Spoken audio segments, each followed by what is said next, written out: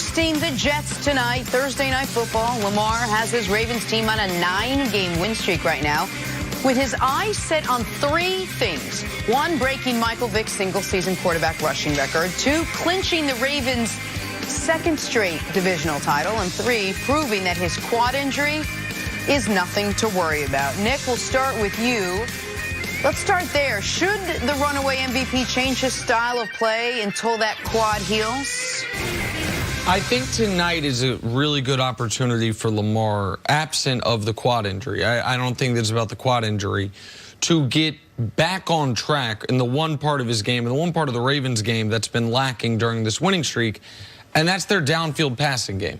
And if you're limited in that regard because he has the leg injury and he's not as much of a running threat, then so be it. You're up against a very limited opponent, an opponent that might be without some of its best players, a team that doesn't have that many high-quality players to begin with. But the sneaky story behind Lamar and the Ravens' success this season has been he hasn't thrown for 250 yards since week 4. The first 4 weeks of the year, he threw for at least 247 in every week, but they were only 2-2. Since then, during this 9-game winning streak, he's thrown for 175 yards per game. Now, he has been awesome because the defense has been improved. His running is so difficult to account for, and he's taking care of the football. But when you look at, like, Willie Snead, who is their second leading receiver, Broussard, he hasn't had 20 yards receiving since October 6th. Hollywood Brown, who is their leading receiver, has only 3 games with 50 yards receiving. Miami, Arizona, Cincinnati, 3 of the worst pass defenses in football. So I'm not saying any of this to take something away from Lamar. What I am saying is the Ravens right now are the favorites to win the Super Bowl. In order for that to happen, they're going to have to beat 3 consecutive high-quality opponents, 3 teams that are going to ostensibly, at least 2 of them, have high-quality pass defenses. They need to start working on some of their outside-of-the-numbers passing. I think tonight's a really good opportunity for them to do that. And if it's part of it's because Lamar's a little hampered in the run game, all the better.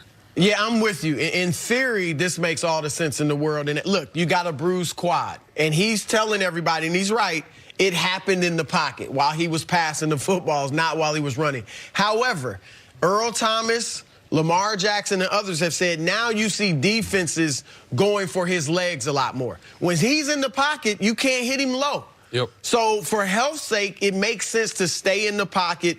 Once you start running the ball, as you know, you are a running back, and teams, in addition to trying to stop you, they will be going for your legs because teams want to slow you down for that game and then even maybe for the future. So I think from a health standpoint, it makes sense to change things up. And then what you said is right. They do have to work on their outside passing game, him getting receivers involved.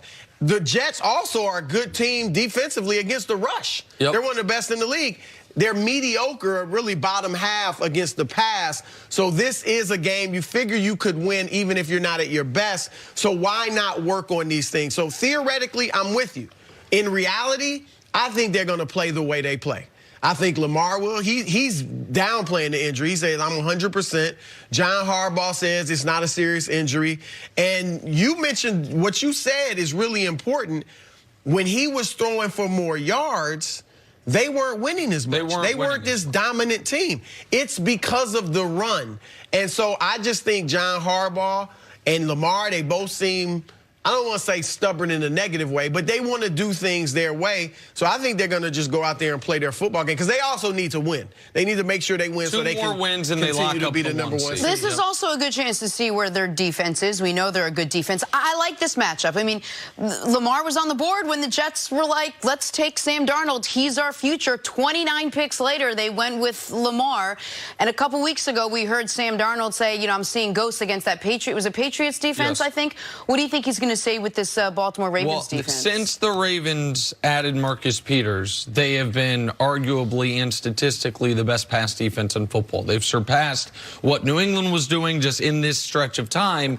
And this Ravens defense got secondary. The secondary got healthy, pardon me.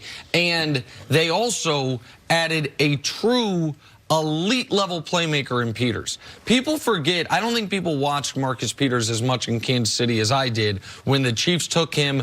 Coach Mangini said he was one of the highest rated players he had evaluated as far as skill set standpoint. And he came to Kansas City and he was an absolute ball hawk. There were some personality issues. There were some issues with ownership about maybe some of Marcus's stances. They ship him out to the Rams. And with Los Angeles, really the most notable moment from him was getting beat last year against New Orleans and looking around when Michael Thomas is streaking for a touchdown, the play where Michael Thomas, if you remember, pulled out the cell phone right after, and it was really controversial.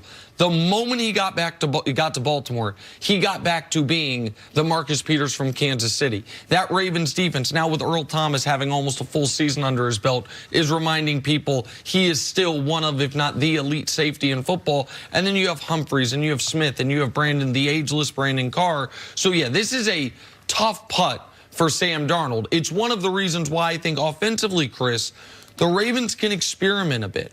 I understand what you're saying, which is, and I do think week 17 against Pittsburgh, if they haven't clinched the 1 seed yet, then yeah, they are going to do what they do to get the win by any means necessary. Against the Jets, I feel like you're going to be able to, if you want to try to work on some things offensively, you can, because I don't think the Jets are going to be able to penetrate that Ravens defense. I think you're absolutely right that they should do it. Do you think they will, though? Well, I think if the game's in control, I think, and if you're seeing that Darnold's not going to be able to move the football through the air, then I think you can take a few more chances. Like how many points? There's 17-point favorites all of a sudden in this game. One of the biggest favorites we've had in the NFL all year. I just think they can be a little more liberal with what they do offensively. Yeah, and I think your point about Peters is great. Obviously, he wasn't doing that in L.A. I think Earl Thomas has probably had a great effect on him. Yep. You know, Thomas is a guy that a lot of players around the league like. I love his attitude, what he brings. Obviously, he's a champion. And I think that he and Peters are a great fit in that defensive backfield. And I bet he's had a positive effect on him. And Brandon Carr, who's been in this league now for 12 years, has never missed a single game. 5th-round pick by the Kansas City Chiefs. He and Peters didn't play together there, but have some commonality and is one of the better. I think he just got nominated for the Ed Block Courage Award for that team. I think they have a really good group of people, and Marcus Peters always been kind of a, I don't know, an edge player, if you will, and Baltimore's getting the absolute most out of him. All right, Jets and Ravens tonight, Thursday Night Football. Brian Westbrook will be out here in a little bit to talk more about this game. Coming up, big game basketball last night. Kawhi Leonard.